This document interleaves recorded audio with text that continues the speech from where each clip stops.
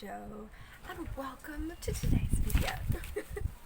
Now, today's video is a book tag. Okay, this is the afternoon tea book tag. Okay, now this was originally created by the Incessant Bookworm, but I actually found this on the blog of Kerry McBooknerd. Okay, so I'm going to link both of those for you so you can check those out. So anyway, let's just jump straight into it because, you know, why waste time? Number one, Finger Sandwiches, a book you savoured every minute of. Okay, for this one, oh, there's lots. There's lots of these. The one that like first pops into head would be the Percy Jackson series, I think, because I got the entire box set and I just completely flew through the entire thing. I read the entire series in like a week or something ridiculous like that. It was just so addictive. I loved all of it. They were all like 5-star reads for me. I was majorly obsessed by Percy Jackson. Still am, actually. And definitely want to read some more books linked with the whole Percy Jackson world because it was just awesome. So yeah, that would be my finger sandwiches, would be Percy Jackson, the whole lot. Number two, Scones, a book everyone should own. That's a toughie as well because there's so many good books out there that you should own. My books. Can I say that? That's cheeky though, isn't it? Although I do think your children should read my children's books because they're awesome. I don't know, maybe my non-fiction stuff as well you'd find interesting. You can find out all about that. I will drop the links for those as well should you want to check out my books. If not, book everyone should own. This is tough because I don't know, like Percy Jackson, for example, was awesome. And definitely worthy of being on the shelf. There's other ones as well, like, I don't know, the Diary of Anne Frank, The Picture of Dorian Gray, pretty much anything by Jane Austen, William Shakespeare, Romeo and Juliet. I mean, come on, these are awesome books. And I think everyone should try to read, or just try to read more in general and just, you know, explore the different types of writing and different genres and everything, because I honestly believe that it's not a case of you don't like reading. I think it's you haven't found the right book yet in that case. So I honestly think everyone should own whatever books make them like reading, because I know it's a bit of a cop-out answer, but still. Number three, Biscuits, a book that could be finished in one sitting. Ooh, this is a toughie for me because I never get as much time to read as I would like to. So I tend to have to read in like very small sittings. So it's very hard to read a book in one sitting for me because it's all just very limited time. A book I read that really didn't take me long at all was Finding Cinderella by Colleen Hoover. That was a very quick read. There's lots. A lot of the books by Susan Hattler as well, just because they just flow so easily. It's easy to do those quite quickly. So number four. I honestly can't read my own writing here. Patisserie. Okay, a book that is light and easy to read.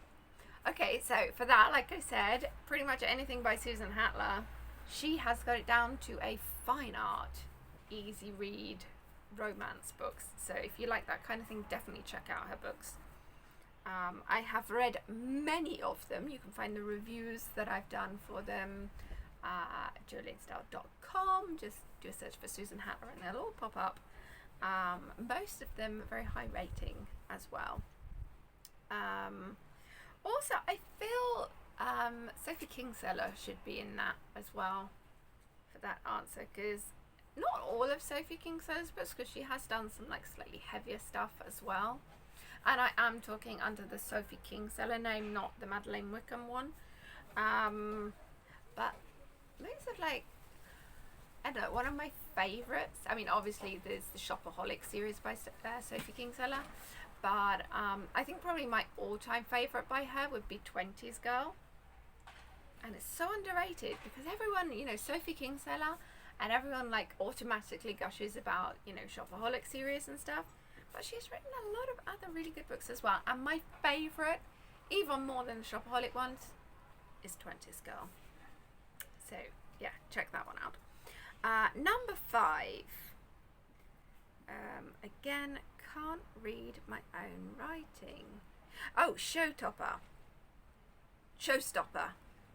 Okay, a book that blew you away. So many for this as well.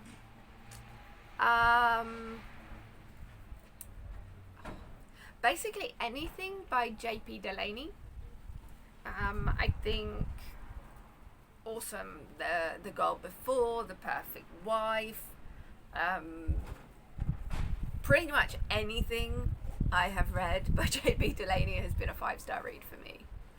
Just, they always have that blow me away factor to them, so definitely those.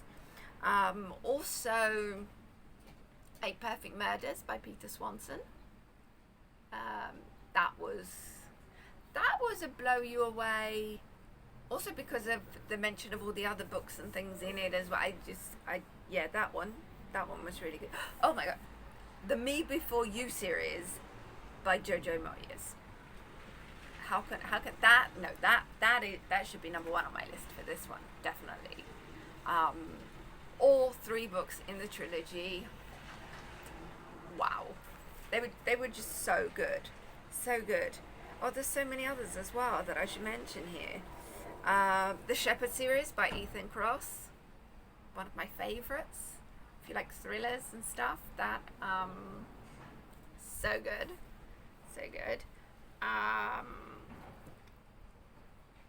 Karen M. McManus and her One of Us Is Lying. They were all really good as well.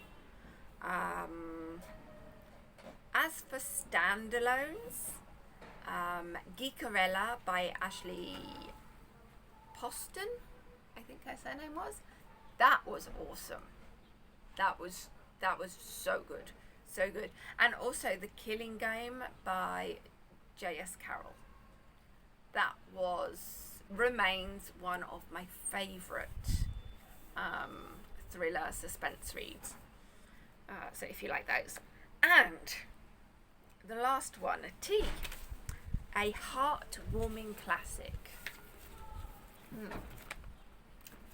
A heartwarming classic. I need to read more classics. I don't feel like I read enough classics. And the classics, I mean, like for me, when I think of, you know, really good classics, picture Dorian Gray, because I'm obsessed. That's like one of my all-time favourite classics.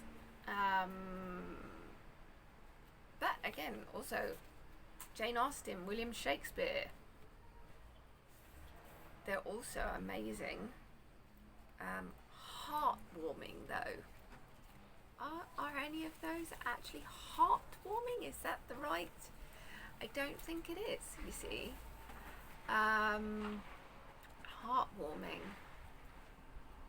I don't know, because see, technically you could also have in that as classics like To Kill a Mockingbird.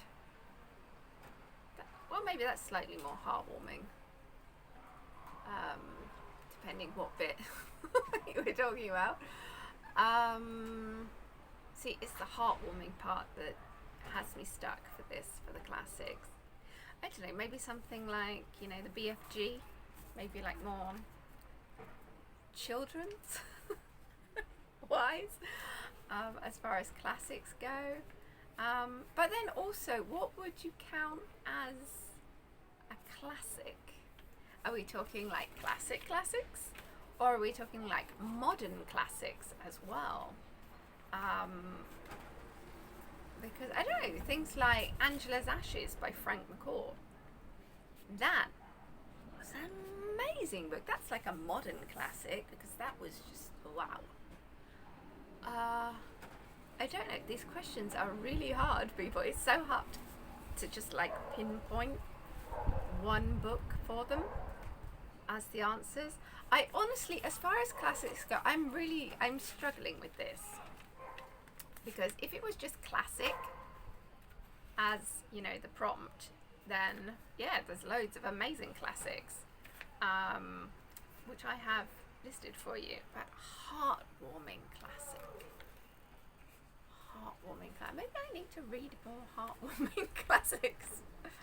If you have any suggestions for a totally amazing heartwarming classic, or maybe you've already done this tag, then please let me know down in the comment section, because I would be really interested to know what your answers are for that one in particular. If you would like to do this tag, feel free to consider yourself tagged by me.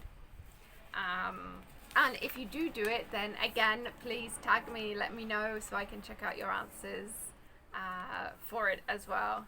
I thought this was a kind of fun little book tag to do, although I thought it looked on the surface like it was going to be quite easy, because we're just, you know, it's just 6 prompts for this one. They're not a lot, and it seemed, you know, quite simple, quite straightforward. But actually thinking about it, there are so many answers you can give for each one, and then, you know, some of them leave you in a dilemma because apparently you don't read enough heartwarming books. I have to say, because I tend to favour thrillers, particularly psychological thrillers. Yeah, light, easy read, heartwarming. They're not the sort of words that kind of fit with that genre.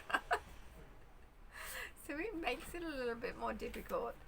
But yes, anyway, I hope you enjoyed this tag. If you have, then please let me know as well. And if you know of any other good tags that you think I should do, or that you would like me to do, then please let me know about those as well. Thank you for watching, and I will see you in the next video.